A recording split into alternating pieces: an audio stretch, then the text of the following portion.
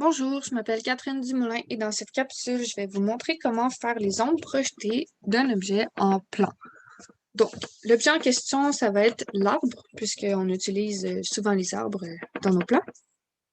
Puis, je vais montrer deux techniques, en fait. Donc, la première technique, c'est une technique, en fait, qui consiste à créer une ombre de façon indépendante à l'image de l'objet, à l'image de l'arbre, je veux dire, donc à l'objet principal.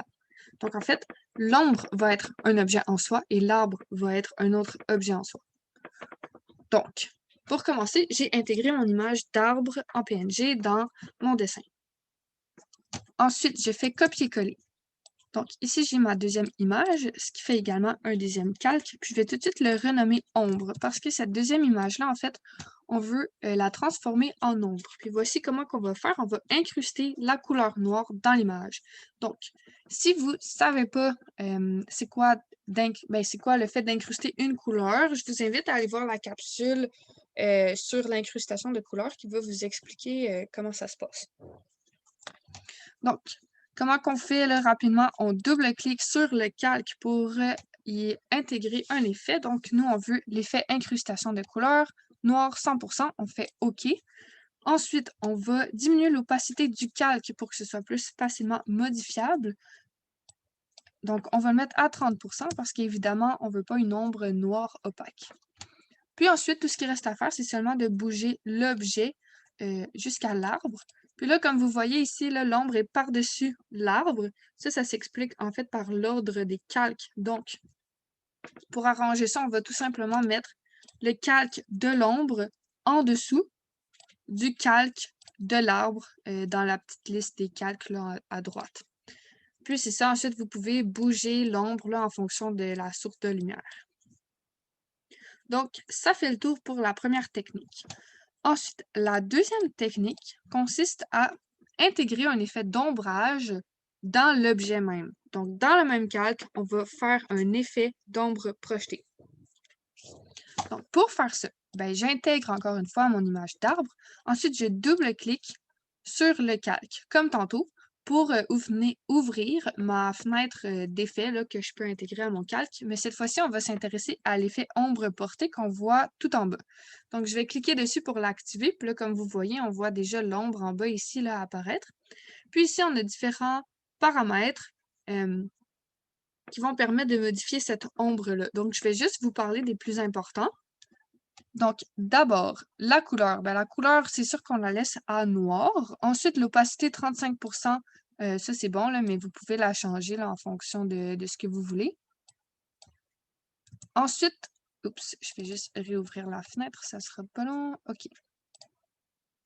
Ensuite, l'angle. L'angle, c'est l'angle de la source de lumière. Donc, l'ombre va être opposée à l'angle indiqué sur le petit cercle ici, là. Puis ensuite, la distance. La distance, ça, c'est quand même pertinent parce que, bon, plus qu'on l'augmente, plus l'ombre va être loin de l'objet. Puis ensuite, il y a bruit. Ça, en fait, ça définit un peu comme, comment je pourrais dire, la dureté un peu de l'ombre, là, si vous êtes à l'aise avec les pinceaux, là, la dureté, plus la dureté, elle est basse, plus l'objet va être flou.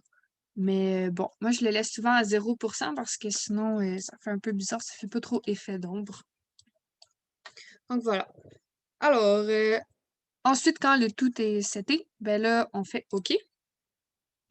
Puis, là, on a notre ombre qui est vraiment intégrée à l'objet.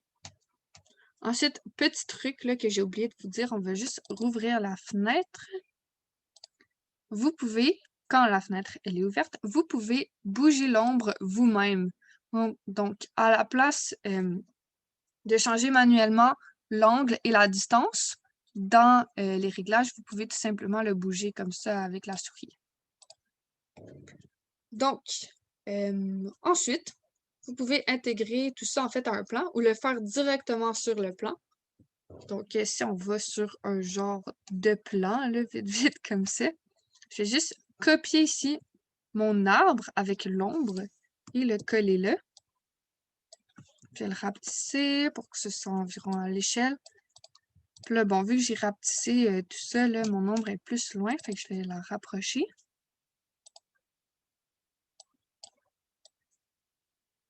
Comme ça. Puis là, je fais OK. Ensuite, je peux copier-coller. Oups, je peux copier-coller plusieurs fois ça. Oups, je veux ça ici plutôt.